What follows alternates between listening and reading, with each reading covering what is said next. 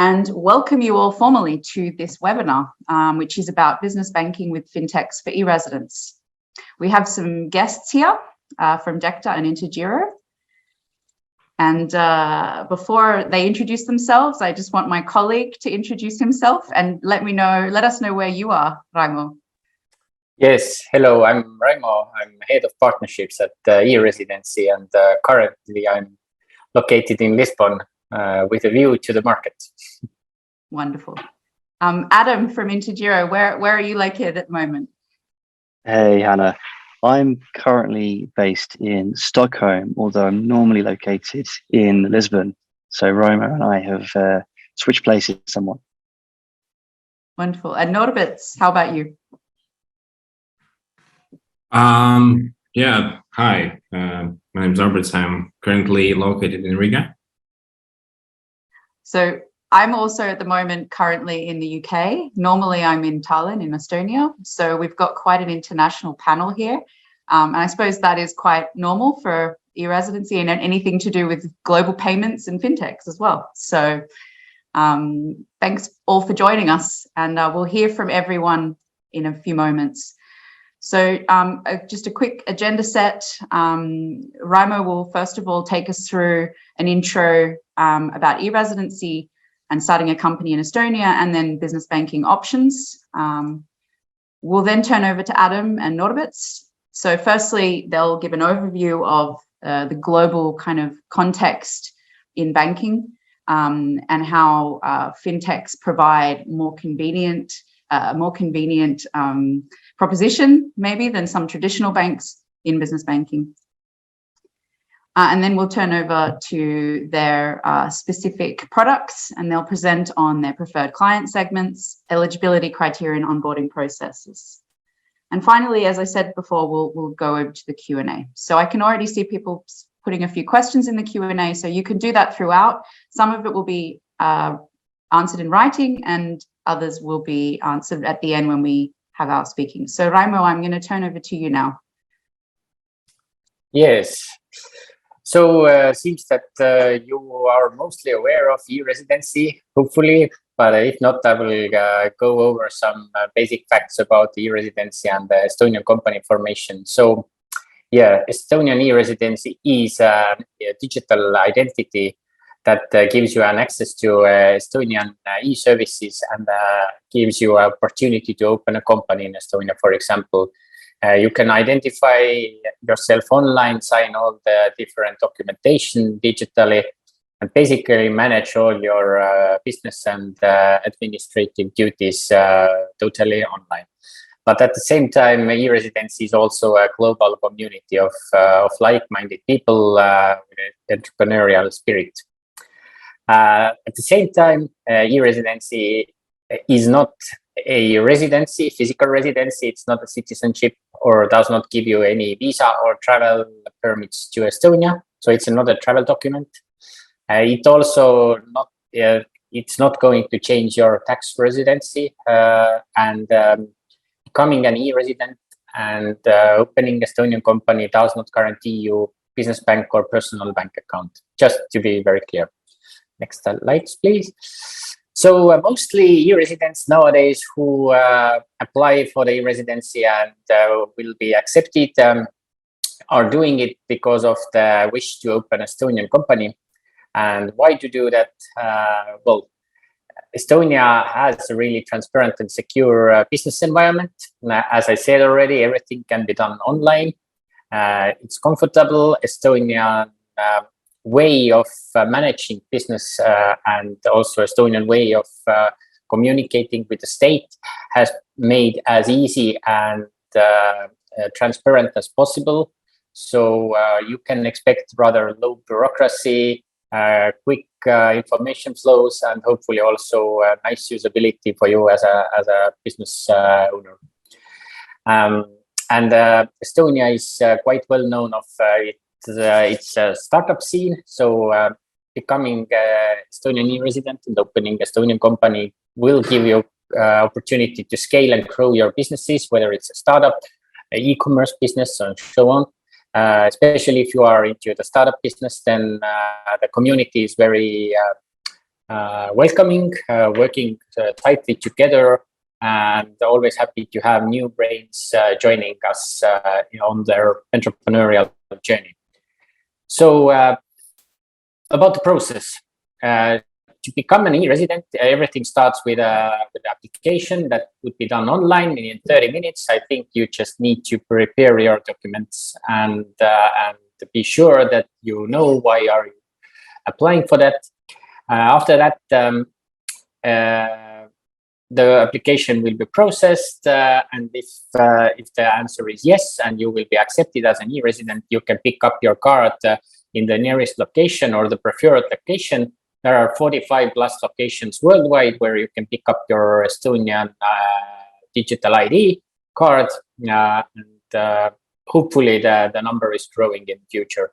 The whole process takes about 3 to 8 weeks, depending on the location and also depending on the fact whether some additional questions will be asked from you or not. And once you have received your e-residency kit, your card and a reader and everything you will set up, you can start your business totally online. If you are super lucky and everything goes smoothly and you are well prepared, it can take a few minutes. And like the world record that was just done a few months ago is 15 minutes to establish an Estonian company. It usually takes a day, maximum 2 days. And then you can already start your business activities. If you are planning to open a company or also choose a business banking partner and so on, we recommend you to visit the e-residency marketplace, which is the curated choice of different service providers that are helping e-residents to start and run their businesses. There are the companies that help you to make the company formation happen. Accounting companies, businesses that can help you with tax and legal advice, and also business banking options are available there, like Intergiro and DECTA, for example. They are also our marketplace members.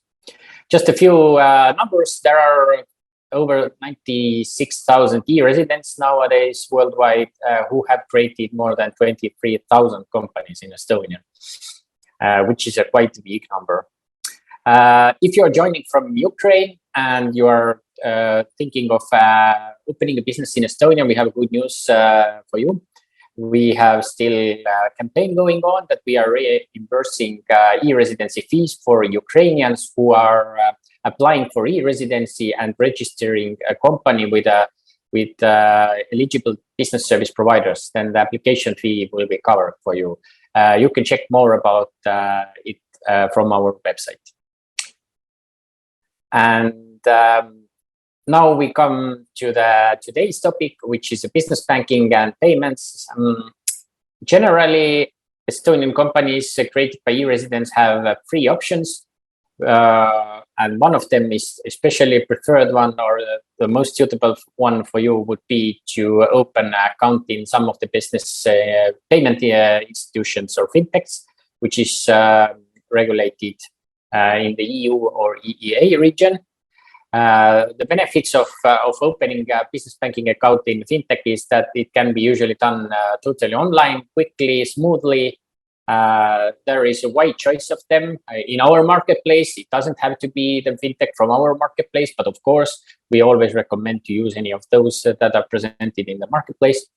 The only downside is that they are usually not providing any credit services or business loans, but it's rarely happening that e-residents need these services right from the beginning. And the alternatives are bank account in some EU or EEA country. For example, if in your homeland you have already businesses and you have long experience with some of the banks, it may be that they are open. They are ready to open also account for your Estonian company. This is also a very suitable solution.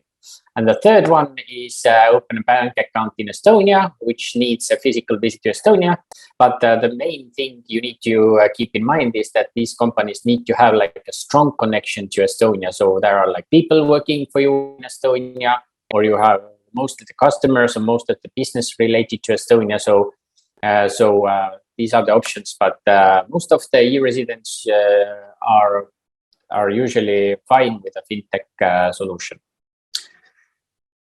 And from our website, from the E-Residency website, there is a knowledge base, and in the knowledge base, there is a banking comparison table where you can see the comparison of different payment institutions that are available in our marketplace for our community. We recommend you to visit them. There are plenty of choices. Some of them are also providing Estonian IBAN, some of them providing IBANs from different jurisdictions. And in addition to that, you can see that there are several options for also payment gateways or payment processing services if you need one for your digital business, for example, if you are planning to start collecting payments for your business. So this is a short intro. Just visit our marketplace, see the business banking options there, use the filtering to understand what are the best options for you. But I think that's all from me right now, and I would like to now give the stage for Adam from Intergiro to introduce their company and products. Thanks, Raimo. That was great. Learned a lot. Also, it's a real pleasure to be here. Thank you, everyone, for attending. I've been asked to talk a little bit about the landscape and how onboarding with fintechs could be more convenient, but may have some more risks associated with it, and whether it's different between a fintech and a bank when it comes to the onboarding process. So I just want to start off by saying, really, you need to think about what's best for your company. If you want a fast onboarding process, if you want to have sort of good user experience, typically lower costs when it comes to things like account maintenance and payments and foreign exchange, then fintech is probably a really good choice for you. However, as Raimo mentioned in his presentation, quite often the scope of the services the fintechs provide are going to be a bit more limited than some of the banks out there that you can work with. And one of the reasons for that is the banks have been established for a lot longer, so they have had more time to develop these services. And another reason is that they have much broader license. So the banking license allows them to do things like credit and loan products. Now, I think that's the status quo today, but I do think in the future, and already today, you're seeing more and more fintechs moving into the interest-bearing accounts and credit products.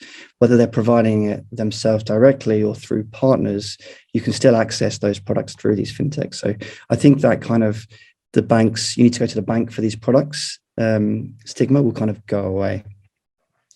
What I'll say when it comes to onboarding is that KYC and AML requirements are risk-based and proportional. And by this, I mean, depending on what type of business it is that you have, will determine what kind of requirements are necessary for you to get an account with either the fintech or the bank. So if you have a business in what's considered a high-risk industry, such as cryptocurrency, perhaps, or gambling, then you're going to get asked more questions, and you should expect to be asked more questions and be as forthcoming as possible with those answers in order to get the account. And also, typically, there are going to be more requirements from a more established banking partner. The rules are the same. So regardless if you have a fintech like EMI license, electronic money institution license, or a banking license, the KYC and AML requirements are the same, but they may be interpreted slightly differently by the different providers and by the regulators when looking at those providers. So probably you'll see much faster onboarding processes with fintechs than you see with the banks. Typically, you're going to get more digital onboarding processes with the fintechs. So if you're not based in the country of the bank, it's not a big deal. You can do everything digitally, use your e-residency ID possibly. But saying that, there are also banks out there today that also provide digital onboarding processes. They're just harder to come by. And also there are different requirements, different laws in different countries. For example, I think in Germany, they have more stricter rules when it comes to digital onboarding. What I would say is, when it comes to risk and banks' risk appetites, is that it really comes down to the target market and the kind of services they're trying to provide. So I wouldn't say that fintechs always have a much lighter risk appetite and banks don't. There's going to be differences there. And really, you need to look at the services that the providers are offering, and whether your business model fits in with their kind of target customer. What I will say is that technology comes into this. If you have better risk controls and better monitoring, then you can take more risk. And this is where fintechs more recently have been really, really strong. They have more automation. They have more. Some have used artificial intelligence, and a lot have more technologically advanced monitoring tools, which allows them to take on more risk. And you'll find that some fintechs will process your onboarding applications with nearly no questions. But then once you're live and onboarded, they'll monitor your activity very, very closely. So if you're not doing what you say you've been doing, or if their algorithm thinks that you're not doing what you say you've been doing, then you're at risk of getting your funds frozen. So at Intergiro, we're an EMI, we're an electronic money institution, and we kind of sit in between. We ask enough questions for us to get comfortable with who you are and what you're doing as a business. We actually like to get to know our customers, and we do that through this process. And we also monitor it quite closely. But I think there's always a happy medium here. Often with banks, you're going to go through much longer onboarding processes. There's one final thing I just want to touch on. This is when it comes to the deposit guarantee scheme. So you'll notice that banks offer deposit guarantee schemes, but a lot of fintechs, EMIs, don't do that. That's because the deposit guarantee scheme is required due to the nature of banks. They engage in something called fractional reserve lending. So this is where banks take your deposits and they actually multiply your deposits by a multiplier, depending on the reserve requirements. And they can lend that money out to other customers. So if the minimum reserve requirement is 10%, they can actually multiply your deposit by 10 times and lend 10 times that amount. So if you deposit €1, they can lend €10 of that. So what could happen, and what has happened in the past, is if there is some concerns over the sustainability of that bank or the economy in general, which we're seeing today more and more frequently, especially in the UK, you may have seen that, customers will go to the bank and they'll ask to withdraw their money because they are worried that their money is at risk. And when that happens, the bank no longer has the money to support these loans, and that is in effect when everything goes wrong. So the deposit guarantee scheme, I think, is 100,000 euros in Europe. And that is there because of the way the system works. It's not available for EMIs. And this is because EMIs take your money and they generate something called e-money. And that's what you see when you log onto your account. You see your e-money. But the e-money is always one-to-one with real money. So you put your money into an EMI and they have to hold your 100% of your funds. They can't lend that on. What they have to do is safeguard those funds with a financial institution. And they have to make sure that those funds are segregated from their own money. So what I would say is when you're looking into working with EMIs, you should take some comfort that your funds will be safeguarded, but you should also, if you have concerns, look into where it is that they're safeguarding that money. If you want any more information about that, feel free to ask some questions in the chat or follow up afterwards. So I think that's all I want to touch on when it comes to kind of the main differences between fintechs and banks. And I'll just move on to the next section. Before I do that, has anyone on the panel got anything else they want to add to this segment?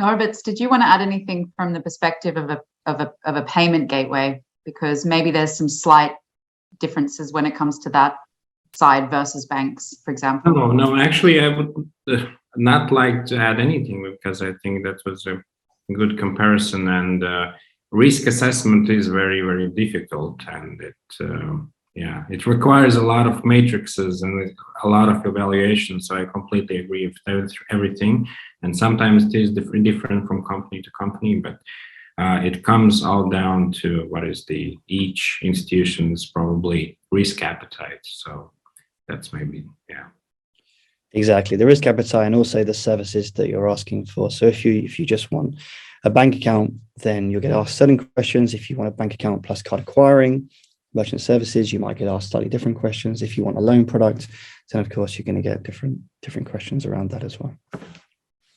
Sorry, Hannah, I didn't ask you to move the slide on. So the next slide, please. Okay, cool. So just quickly, I'm going to tell you guys a bit about Intergiro, talk a bit about what we can do for e-residents, talk a bit about our onboarding process, and then look at some of our limitations. Next slide, please. Cool. So at Intergiro, we describe ourselves as a financial ecosystem built to support your big ideas. We really want to work with the change makers, the innovators, the disruptors, and we want to provide the digital toolkit for you guys to build with. So that can mean anything from your basic banking requirements all the way through to more advanced tech integrations and automations to banking as a service solutions where you can actually provide financial solutions yourselves through our APIs. As I mentioned a few times already today, we're an EMI. We're Swedish, which is a really good neutral location to be in. And we're principal members of Visa and MasterCard for issuing and acquiring. So this means that we don't have to rely on partners to provide debit cards and credit cards to yourselves. And also we provide merchant services so we can help you accept debit card and credit card payments and credit them directly to your Intergiro bank account. We've been working with e-residency guys since 2019. We've got quite a few Estonian incorporated businesses. We describe ourselves as digital natives. The business was built, distributed from the start. We really believe in new business models and we understand new business models. And I think that is some of the problems that a lot of people that I speak to, a lot of customers I speak to, have is when they're trying to onboard with banks, they don't understand some of the new, more digital business models, so they really struggle. And this last bullet point, our whole business is built on privacy, security, and trust by design. Next slide, please. Thank you. So as I mentioned, we provide services directly for your business, but also banking as a service solution. So this slide really just shows the crossover here. If you go to the next slide, these are some of the things that we've pulled out that we think are interesting for our e-residents. So firstly is obviously multi-currency accounts. You have suppliers and customers probably in different jurisdictions, different countries, and you need to exchange money, pay invoices or receive funds in different currencies. You can do that with us, and also you utilize our local payment rails, which means you can, for example, despite your business being located in Estonia with euros, you can pay an invoice in Sweden instantly using the local Swedish payment rail. We provide certain card benefits when you use our cards.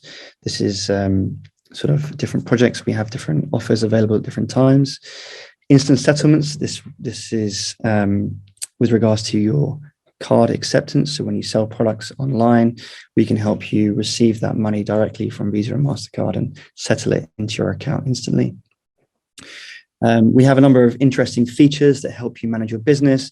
A lot of the e-res businesses that I know work with virtual assistants, they work with distributed teams. So it's quite useful to allow people to log on to your account and initiate your payments, but have you have the overall authority to approve those payments. So it saves you time, it saves you work. You haven't got to do all of the legwork, but you do go in and approve that payment, so you're in control of your funds. And then finally, I'm just going to mention that we have lots of different API integrations. We have customers using these firstly for automating processes.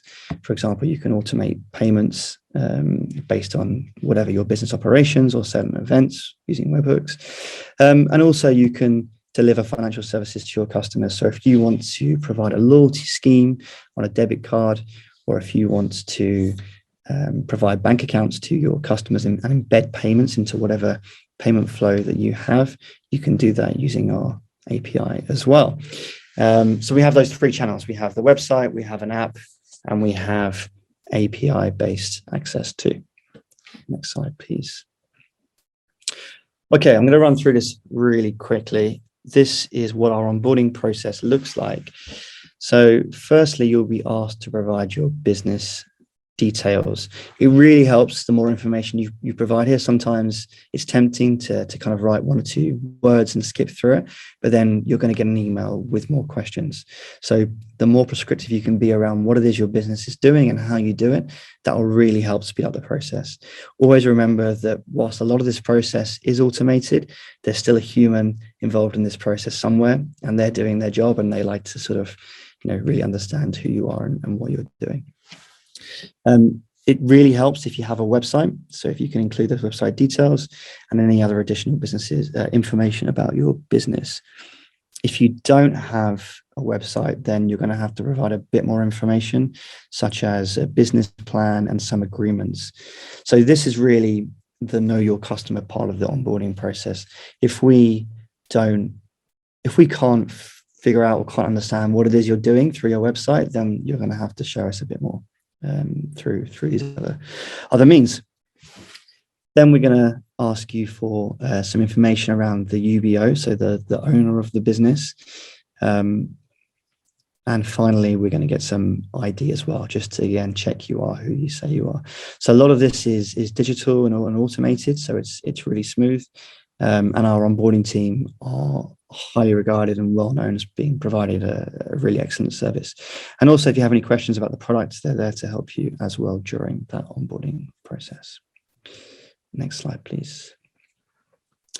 So finally, I'm just going to talk a bit about some constraints that we have and also give you some top tips.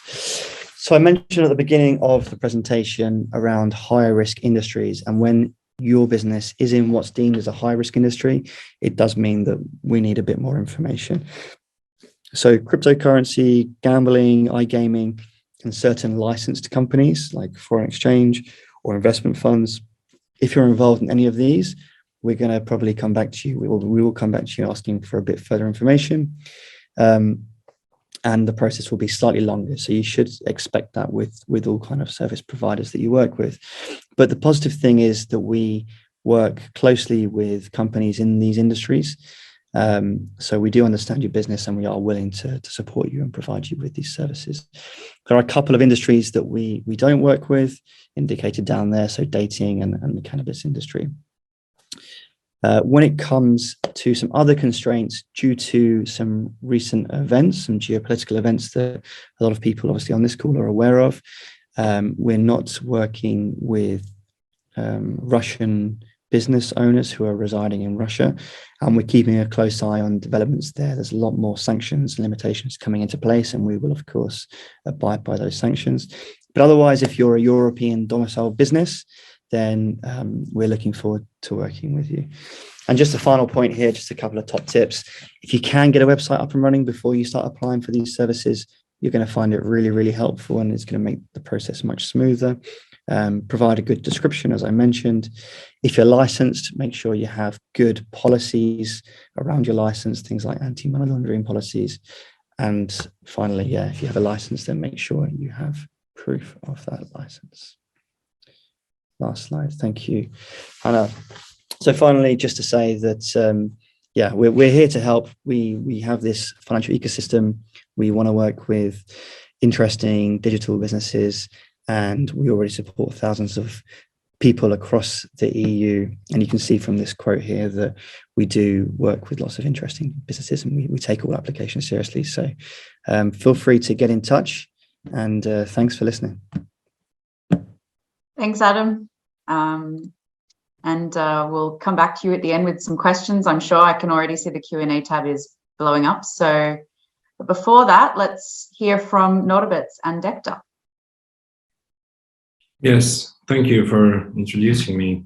So my name is Norberts, and I'm a product owner at a company called DECTA. And DECTA itself is a group of many companies. And as such, we provide different kinds of services, starting anything from merchant acquiring to technical processing for payment card acquirers or other card issuers, and to custom solutions like providing a 3D secure authentication mobile apps. So we do a lot of stuff. But as part of this webinar, I want to tell you about how DECTA's payment gateway can help you with accepting payments, your online payments, through many different kinds of providers and local payment methods at once. Yeah, could you please? Yes, like the next slide. So most importantly, I would like probably to start by saying that our gateway is PCI DSS level 1 certified, which is the highest level. And we also have other certifications that imply what kind of security and quality we apply to our product.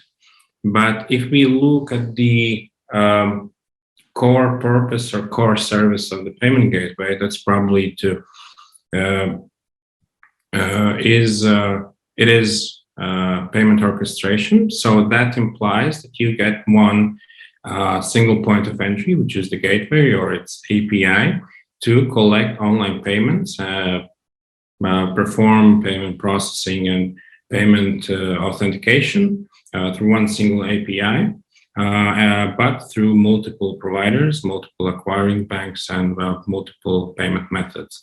And in the meantime, we also provide some additional services or functionalities like that would make your life easier regarding refunds or settlements, that in such a way you can also optimize your own operational and implementation costs by having just one full solution that provides it all. And to make also what might be interesting for you or for the e-residents, we also have some functionalities that can help you launch your businesses if you're just starting out.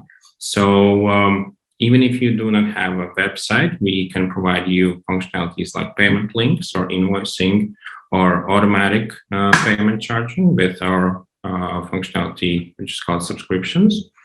And yeah, there are multiple ways of how to start using the service or how to integrate with the gateway. So it could be either through the API to build out a custom integration, or use any of our ready-made plugins for e-commerce platforms such as WooCommerce, PrestaShop, OpenCart, and Magento. So, and usually for the latter, the integration process or the installation process would just take about 5 minutes. So if you do not have a lot of resources for IT or something, then this is probably a way to go. And we also, through the solution, provide different kinds of payment scenarios, starting from simple one-time payments to something also sometimes maybe more complicated, like digital wallet payments if you're building out your fintech, or even to such difficult scenarios like for fuel stations, where you have to have different kinds of payment scenarios built on top of using saved card credentials. So yeah, so anyway, what's your business category or your what you do with your business? Basically, it's possible to accept a payment through the gateway. Yeah, could you please? So yeah, and if you look at our customer segments, the first one probably is actual merchants. And here also the detailed customer segments for merchants is very similar to what Intergiro said. But maybe an addition will be that in some cases, through some of our partners, and maybe also such merchant activities as selling CBD or dating services also would be allowed. And then we also have fintechs. I already touched upon it a little bit. So if you are building out some kind of wallet, money transfer service, or P2P lending service such as crowdfunding, it's also possible. And maybe the last one, but not the least, is banks. So if you are also looking, I don't know, that's maybe for a very specific part of the listeners, or maybe there's no one such participant here, but if someone would like to move or create a payments business here in Europe, what is possible, we can also provide our solution as a white label, and that's something we do, so that up-and-coming payment institutions, or maybe even technical service providers who do not have any licenses, can also start their payment service. Yeah. Could you please switch the slide? And yeah, currently our customer business activities span across the whole world, but probably mostly the European economic area, as well as we have some presence in Asia Pacific. Yeah, please switch the slide. And to paint maybe the picture for you, what kind of payment options we currently offer. We have major payment networks like MasterCard and Visa, and currently we are anticipating that soon enough we will launch UnionPay International, which is currently in testing phase. We have digital wallets such as Apple Pay and PayPal. Alternative payment methods, where our recent launch was of our own branded open banking solution for account-to-account payments. So if you want your customers to be able to pay directly from their bank account, it's also possible.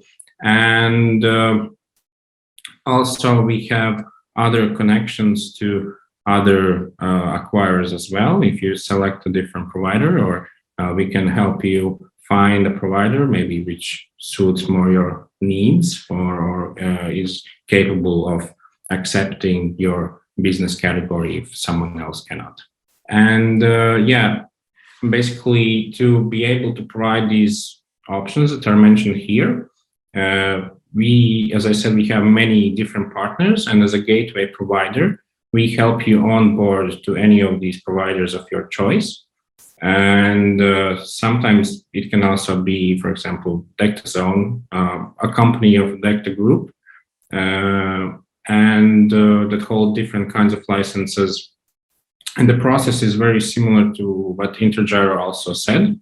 So for us, usually it would be that you would fill out an application, then we would provide you a proposal, then we would move into the compliance check phase, where there could come up some, sometimes it could be that you provide all the information that's enough, and basically there are no more questions, but sometimes something can come up and we can ask you some additional questions, for example, about your business activities or some kind of specific UBOs that you have. And then the integration with the gateway itself, or that can happen in parallel. And then it's the go live. But actually, before the presentation, I also talked with some of our partners, and not in all cases, but in some situations, it might be so that a payment institution or a payment provider also could require, or let's say it would not be enough to completely run your business remotely, but for example, have physical presence in Estonia as well. But yeah, that's something that can happen. But yeah, we have multiple providers, so based on certain criteria, something else can be found. So yeah, that's from me. That's it. Thank you, Norberts.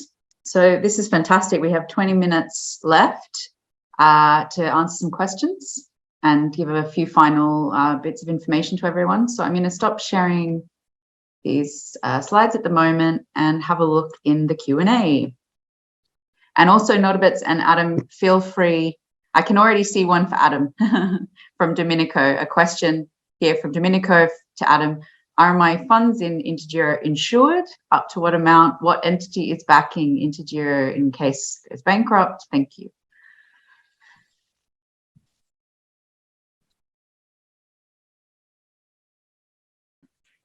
Sorry, just trying to find the unmute button. Okay, so this is actually addressed in our FAQ.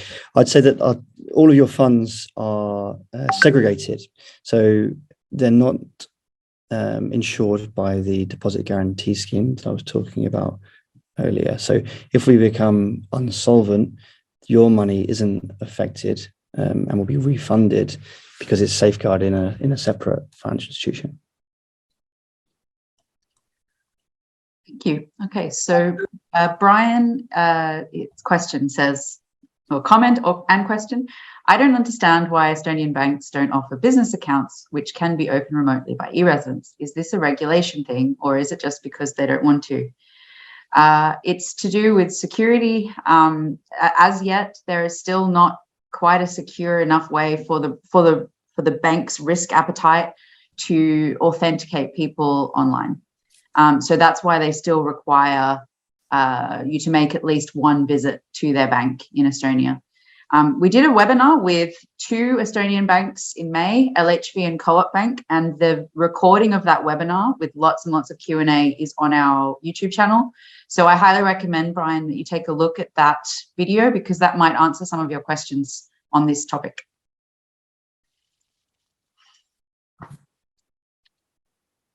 Okay.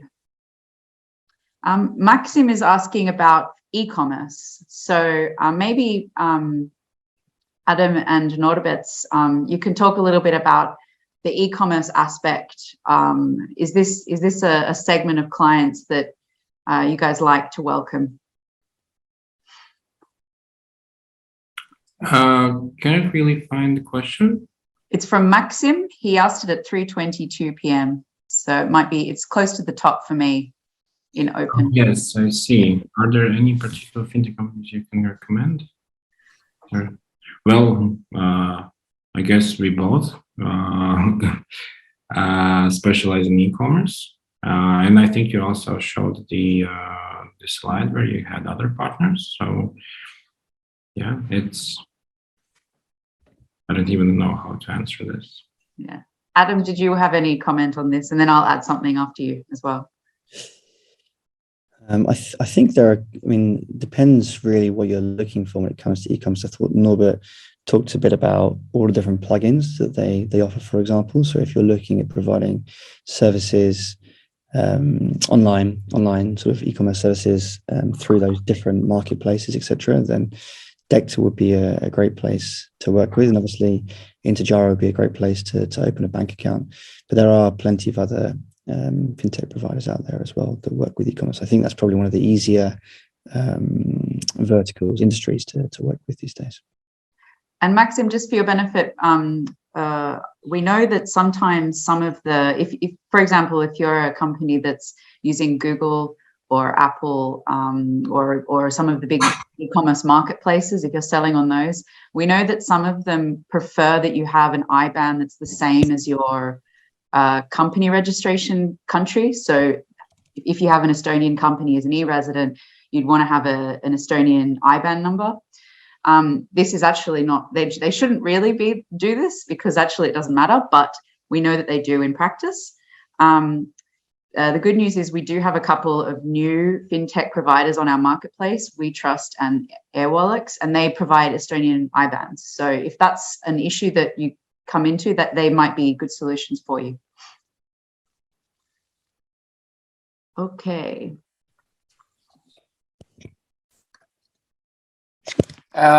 Previously I saw a question, I don't see it anymore. That was a question regarding does any of you have an integration with Shopify? What about I understood you, Norberts, you listed some of the brands. I listed some, yes. Unfortunately, we do not have Shopify. It's a real pity, but it's not something we have decided. But basically, maybe because Shopify themselves are now pushing their own payment option, their Shopify Pay, they are not really opening any more providers to Shopify. So that's a real pity, but that is what it is. And Norberts, while you're speaking, there's a question from Lily. Hi, what is the best system to support Chinese payment gateways such as Alipay and WeChat? I think in your presentation you mentioned these two brands. So yes, that's right.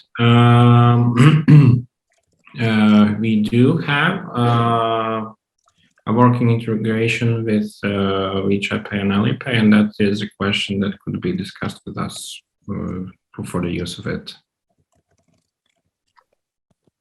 okay.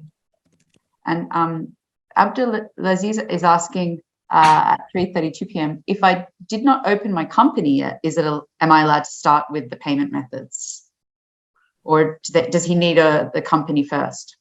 Yeah, that's something I wanted to say during the presentation, but I forgot.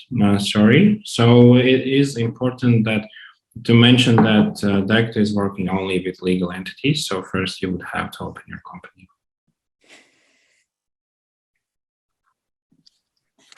Okay. I just found the shop. I'll just add there that as well that Intergiro, we work with businesses, so we provide business accounts. If you're looking for personal, I've seen some questions looking for personal accounts that I've been answering. If you're looking for personal accounts, we actually have sort of neobanks that are built using our banking as a service technology, and we can obviously refer you to them. They work throughout Europe. As long as you're an EEA resident, you're fine.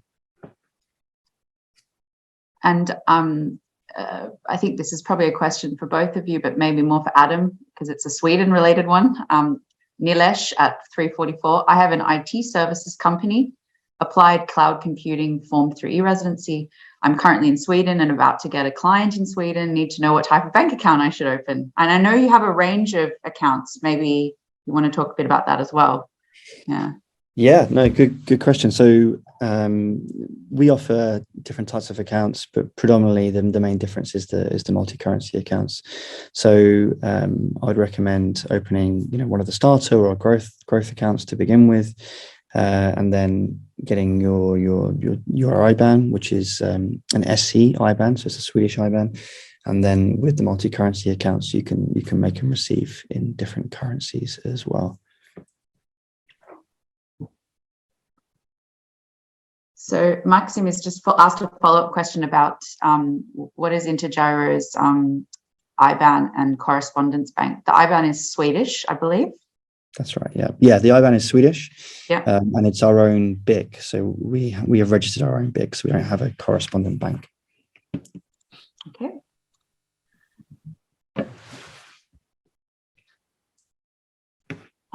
Harold is asking about WordPress plugin integration. I assume this is a question for Norberts, but maybe. Can you please guide me to the question? Yeah, Harold Brown at 3:46 p.m.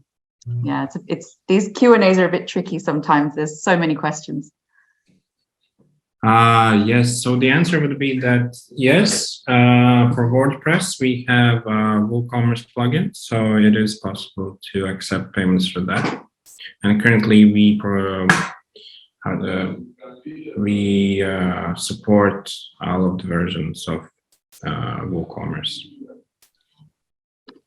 And Mario at 3:46 p.m. asked, are you able to handle wire transfer payments? And if yes, how?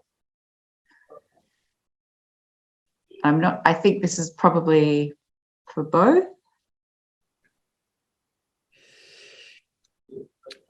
Is this ACH in terms of USD? He hasn't actually specified. He's just asked wire transfer payments. His name is Mario Garci, so maybe it is, yeah. So we can do SWIFT. We can make and receive SWIFT payments in different currencies, obviously. So that might be what you mean if you're referring to ACH payments, so the local domestic payment rail in America. We're not currently providing that, but it's something that we have in our backlog. And if it becomes a more requested feature, then we'll provide it to our customers. Norberts, Harold has asked another question at 3:48. Are you a Stripe alternative or do you integrate with Stripe? You could say that we are a Stripe alternative, yes. We do not integrate with it. we provide our own payment processing in a very similar way that they do, yes. And staying with you for a minute, are there any restrictions geographically where payments cannot be processed, such as Africa or Asian countries? It's on my Q&A, it's the last question at 3:49 from Ciara. Yeah, so if it's referring to the end customers geography or where they are located at, so there are no limitations from where the payments could come from.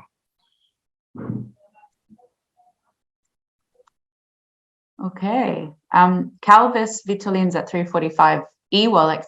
So it's actually called Airwallex, like air that we breathe. But you'll find it on our marketplace, on our website, under One Office, because One Office, which is a virtual office, company formation, bookkeeping service provider, have now added this service to their package, which is fantastic. So you can have a look on our marketplace for One Office and you'll find it there.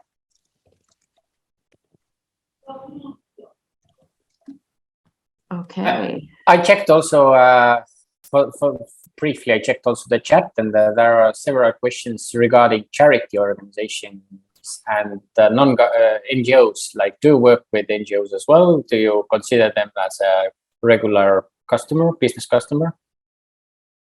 Both of you. From payment acceptance point of view, I would probably say that we would have to go through the case individually, so it's case by case basis.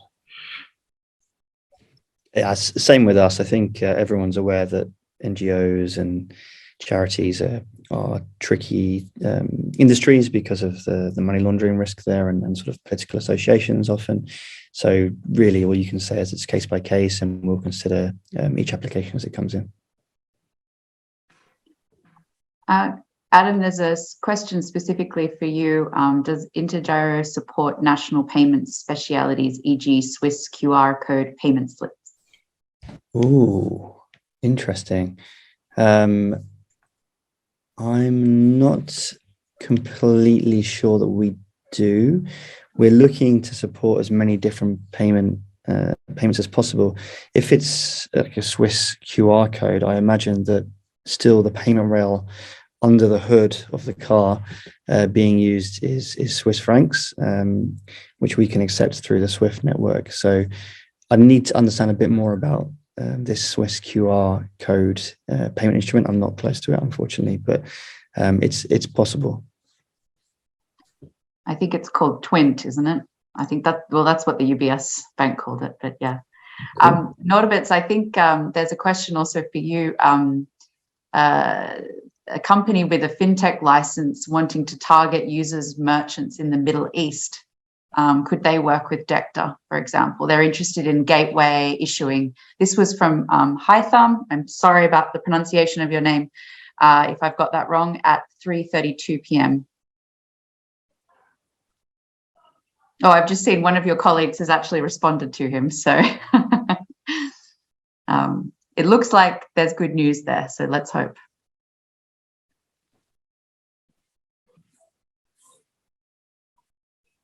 And I can see there's a few people in the call from India asking about possibilities with India.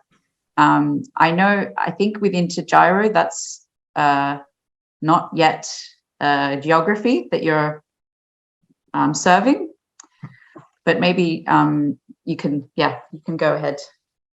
Yeah, I think I've seen a few questions about this, which whether I saw one if you're Iranian or Indian or Japanese, etc. So the important thing for us is that you have a company domiciled within the EEA. We can't offer under our license accounts to companies domiciled outside of the EEA. So for e-residents, that's good news because they have a Estonian company, which is obviously part of the economic area of Europe. Exactly, yeah. And Norberts, how about you on this subject of geography? You showed the slide. Maybe just one clarification. the ones that were dark blue were where your main customers were from, but you do accept customers from most countries? We accept customers mostly just from the European Economic Area, but we do have some partners that could also provide coverage in different markets as well. So that again should be reviewed by the case basis. Okay. But an Estonian company would be considered part of the EU, so. Yes. Yeah. Okay. There's another question here from Lily. Her membership website supports PayPal and Swipe, or maybe Stripe, I'm not sure. I'm not sure if I need another payment gateway. What are the differences? So asking you for maybe a little bit of a competitive analysis in your field, in your industry. Yeah, but it probably comes down to the price, I guess. But if you're using, I understand in this situation, a certain solution is being used. So there's a question whether the solution itself provides any other connections besides these two mentioned. But yeah, it always probably comes down to the price and the payment methods provided, because it depends on what is your target market, and each market has different kinds of popular payment methods. For example, in some markets, cards are not popular at all. So you would have to find a provider who provides something locally available for the market. So price and the payment methods probably is the criteria that you would have to look at. Thank you. And I'll just add here as well that we've had a bit of experience with e-residents using PayPal for their Estonian companies, and not very good experiences, because PayPal are not used to, shall I say, with their processes, having an owner of a company being in a different country from where their company is registered. So we have heard some not very nice stories of e-residents having their PayPal accounts frozen or closed, and then they get stuck. So you do have a great alternative here with DECTA, because they know e-resident companies and they're part of our partnerships. So maybe think about swapping if you can. So we're coming to the end now, and I just have a few final things to share with you before we finish. Just give me one moment. So what's next? After this webinar tomorrow, you'll receive an email, and in that email will be a survey. Please give us feedback for today, because we are always trying to improve our webinars. In that email, you'll also get a link to this webpage, which has a place where you can download these slides that we've provided today, and also a lot of resources and information. Check out other aspects of our website and subscribe to our newsletter and follow us on social media. And if you have any additional questions, or you feel like your question wasn't answered today, please feel free to send your additional questions to e-resident@gov.ee, which is our support channel. I've recently published a few videos on our YouTube channel, which go into quite a lot of detail about each part of the process of becoming an e-resident, starting a company, and getting a business bank account, and of course, cross-border taxation. So if you would like to watch those to get some insights about e-residency, that would be great. And otherwise, I think we're at the end. So any final thoughts from you, Adam? Am I still unmuted? Yeah. No, just a big thanks from everyone, and looking forward to seeing your applications, and of course, reach out to our support team for any further questions. And Norberts, how about you? I just want to say thank you for having me, and I hope someone will reach out to us and we will be able to help out someone. Fantastic. Raimo, how about you? Say farewell. I had really interesting to read all the questions and the comments. thanks for joining, and hopefully it helped you on your journey to become Estonian e-resident and an entrepreneur that has Estonian company. And yeah, you can always visit our marketplace to see more options if you want to find out different service providers. And yes, and finally, just a big farewell and thank you from me. Thanks for coming, and we look forward to seeing you at future events if you're e-residents and becoming e-residents, and have a really nice afternoon, morning, night, whatever it is in your part of the world. So thank you very much, everyone.